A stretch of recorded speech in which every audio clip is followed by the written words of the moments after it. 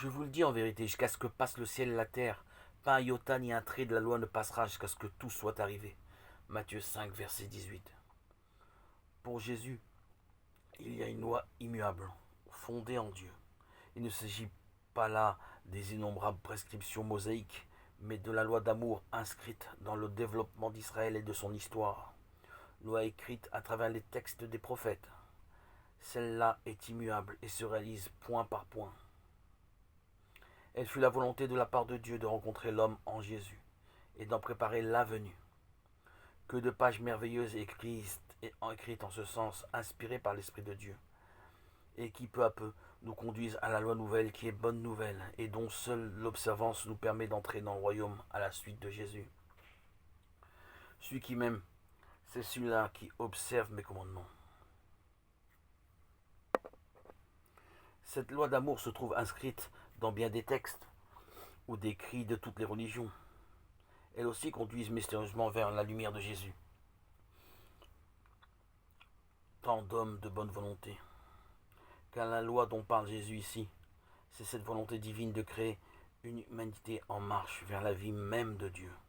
Cette loi d'amour commence avec la création de l'homme, pour se développer et prendre force avec Abraham, les patriarches, les amoureux de Dieu, de toutes les religions, et avec Jésus lui-même.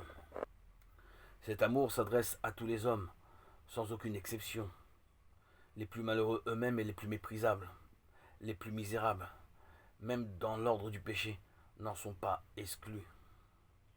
Mais Jésus nous conduit par les chemins exigeants de cette loi d'amour. Celui donc qui aura enfreint un de ses moindres commandements et aura enseigné aux hommes à agir sera appelé le moindre dans le royaume des cieux.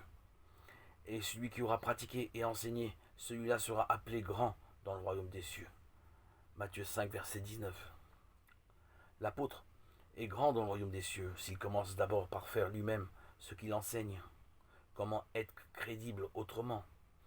Un des aspects du royaume, c'est que n'y rentrent que ceux qui observent la loi d'amour.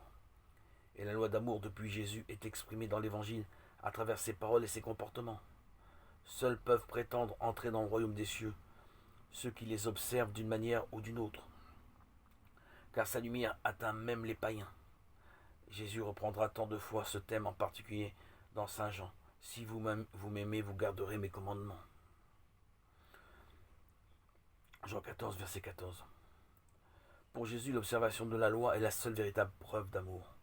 La seule manière vraie et réaliste de contrôler si notre volonté est bien conforme à la volonté divine. C'est cela l'amour, disent les petits enfants italiens en embrassant leur mère. Ti volo bene. Pour Jésus, les chemins de la liberté chrétienne passent par l'observance amicale des plus petits commandements dans l'amour.